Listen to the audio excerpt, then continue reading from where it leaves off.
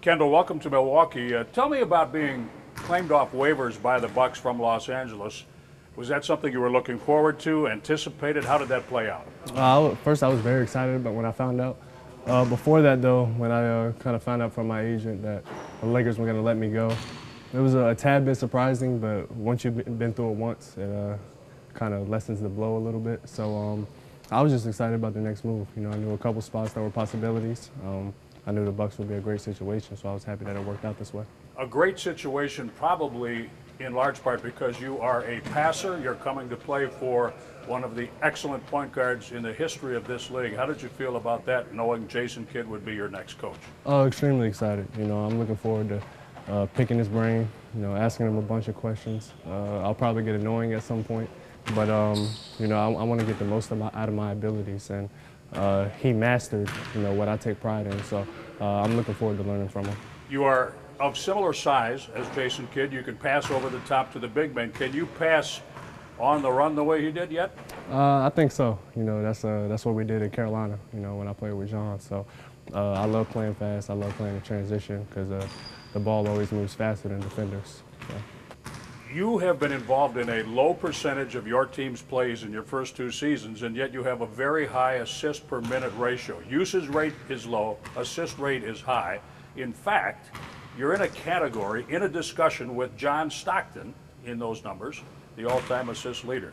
Where did your passion for passing come from, and how have you developed it? Honestly, it was something that came naturally to me. I've never worked on it. When I was younger, my dad used to get mad at me because I would, you know, literally play entire games and forget to take a shot just because I loved passing so much. So he used to like pay me $20 if I took a certain amount of shots. Like, it was like little crazy stuff he had to do with me just because passing was always what I loved to do. Do you ever remind him that now you're being paid to pass, not shoot? Well, it got to a point where he stopped paying me just because I was, you know, jacking up shots, and I was like, you know, I want my money. But it's come full circle. It's helped me out. You know, it's made me the player that I am. We all know that left-handed players have an advantage in this league. Tell me how great a left-handed point guard has advantages in this league. I think it has plenty of advantages. You know, how you start the offense.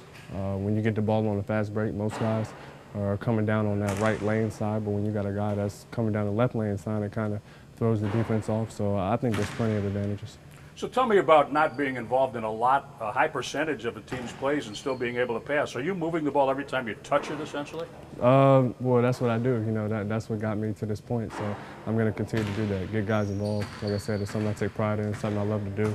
So when I'm in the game, I'm trying to get guys shots. All right, let's talk about the draft in 2012. You were picked 13th by Phoenix, and some guy named John Henson was picked 14th by the Bucks. Tell me about John Henson. You played together at North Carolina. You're pretty close, right? Oh yeah, John is one of my best friends. You know, we lived together when we were at Carolina.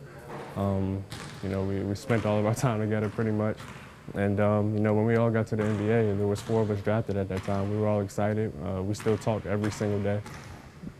John is probably the one that I've stayed the closest to, you know, throughout going into our 3rd year in the league. So to be able to play with him, you know, in the NBA, it's a true blessing. We enjoy him because he always has fun. Do you always have fun too? I have fun, but John is a character all the time. Are you the more serious one? I'm definitely the more serious one. Yeah.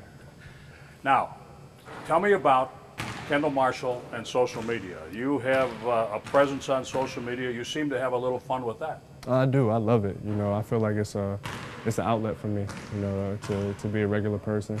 I like to show fans that, you know, basketball players are regular people. You know, we have the same likes, the same dislikes, same problems. You know, there's nothing different about us. So that's one thing that I want to show people, you know, throughout the way I use social media. Where can I and other Bucks fans follow you? Man, you can follow me on Twitter at KButter5. You can follow me on Instagram, Shamad Santiago. Don't ask. And you can follow me on Vine, KB5. So I try to use everything.